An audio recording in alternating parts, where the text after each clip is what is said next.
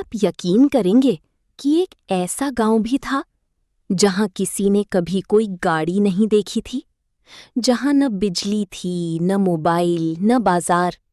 फिर भी वहां के लोग आज के इंसान से ज्यादा खुश थे। और जिस दिन पहली बार एक गाड़ी उस गांव में पहुंची, उस दिन सिर्फ रास्ता नहीं बदला, बल्कि लोगों की जिंदगी हमेशा के लिए बदल गई। ये कहानी है सुकूनाबाद की।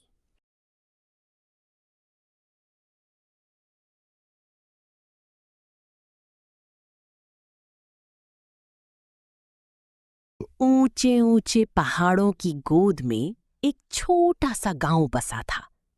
उसका नाम था सुकूनाबाद। हर सुबह सूरज की पहली किरण के साथ पूरा गांव जाग उठता था। मुर्गे की बांग, पक्षियों की मधुर चहचहाहट, बहते झरने की कलकल और ठंडी हवा की सरसराहट, यही उस गांव की घड़ी थी। किसी के पास समय देखने की घड़ी नहीं थी, फिर भी कोई कभी देर नहीं करता था। गांव के लोग अपने हाथों से घर बनाते थे, अपने खेत खुद जोतते थे, अपने जानवर खुद पालते थे। हर घर दूसरे घर का सहारा था। अगर किसी के घर आटा खत्म हो जाता तो पड़ोसी पूछने से पहले ही आटा लेकर पहुंच जाता। अगर किसी के घर खुशी आती तो पूरा गांव उस खुशी में शामिल होता, और अगर किसी पर कोई मुसीबत आती तो पूरा गांव उसके साथ खड़ा दिखाई देता।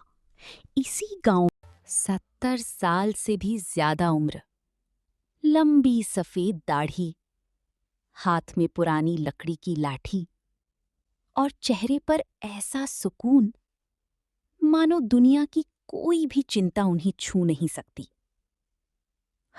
एक शाम हमेशा की तरह गांव के सभी बच्चे बाबा करीम के आंगन में चारपाइयों के आसपास बैठे थे। डूबते सूरज की सुनहरी रोशनी पूरे आंगन में फैली हुई थी। हल्की हवा चल रही थी, बरगद के पत्ते धीरे धीरे हिल रहे थे। बाबा करीम अपनी लकड़ी की लाठी के सहारे चारपाई पर बैठे मुस्कुरा रहे थे।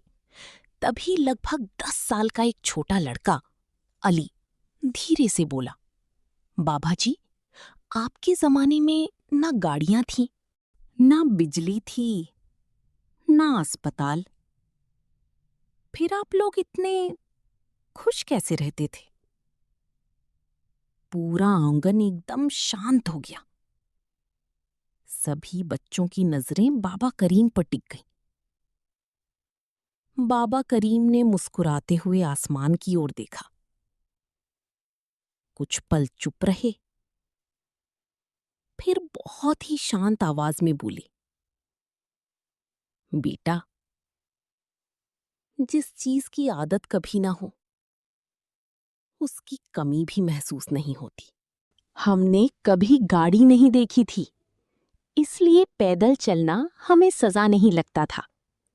हमने कभी मोबाइल नहीं देखा था, इसीलिए एक दूसरे से बातें करना ही हमारी दुनिया था।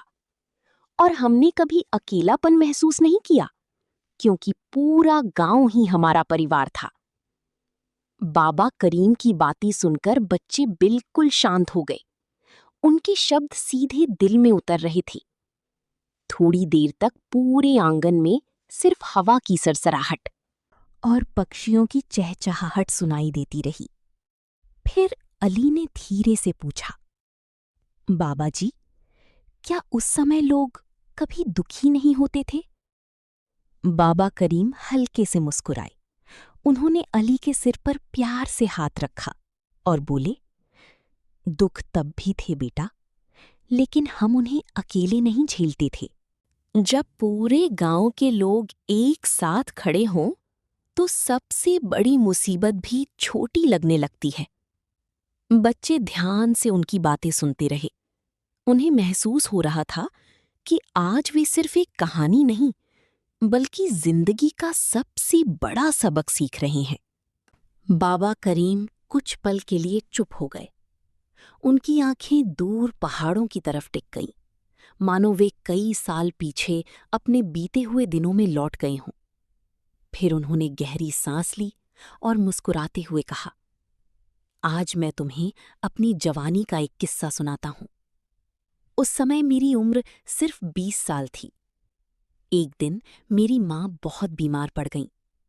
गांव में न कोई डॉक्टर था, न कोई दवाखाना और न ही कोई वैद्य जो उनका इलाज कर सके।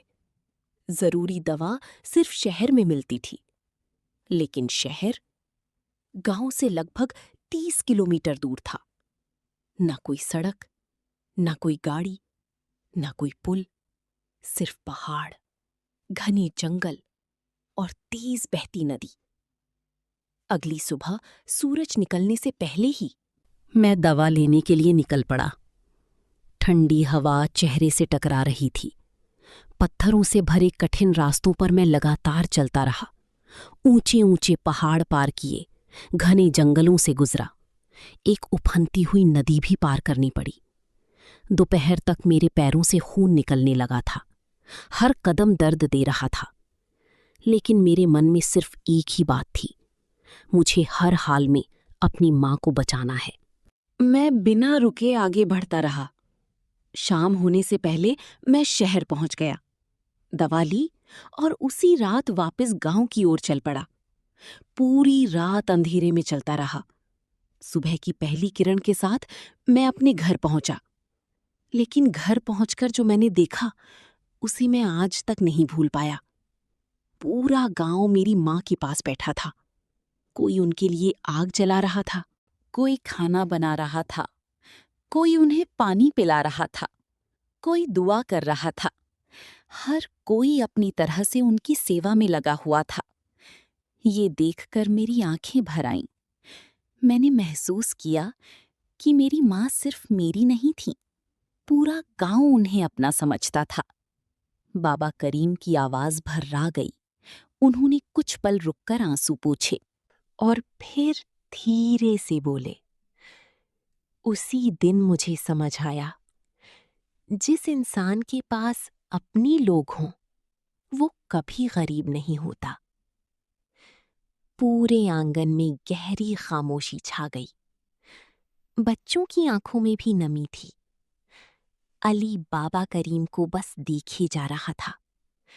उसे पहली बार एहसास हुआ कि असली दौलत पैसे से नहीं, बल्कि अपनों के साथ से मिलती है।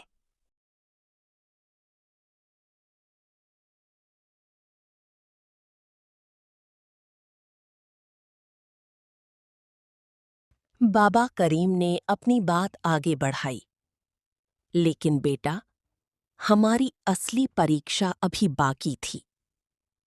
1 साल ऐसी भयानक सर्दी पड़ी जैसी गांव के सबसे बुजुर्गों ने भी पहले कभी नहीं देखी थी। लगातार कई दिनों तक बर्फ गिरती रही। पहाड़ पूरी तरह सफेद चादर से ढक गए। पेड़ों की शाखाएं बर्फ के बोझ से झुक गईं। ठंडी हवाएं रात दिन चलती रहीं। कई दिनों तक सूरज दिखाई ही नहीं दिया। धीरे धीरे गांव की लकड़ियां खत्म होने लगीं। घर का राशन कम पड़ने लगा। बच्चे ठंड से कांपने लगे। बुजुर्गों के लिए सांस लेना भी मुश्किल हो गया। हर किसी के मन में चिंता थी, लेकिन किसी ने हिम्मत नहीं हारी। तभी गांव के एक बुजुर्ग ने सबको चौपाल में बुलाया। उन्होंने कहा, अगर हम अलग अलग रहेंगे तो शायद कोई भी इस सर्दी का सामना नहीं कर पाएगा, लेकिन अगर हम साथ रहेंगे तो ये सर्दी भी हमारा कुछ नहीं बिगाड़ सकेगी।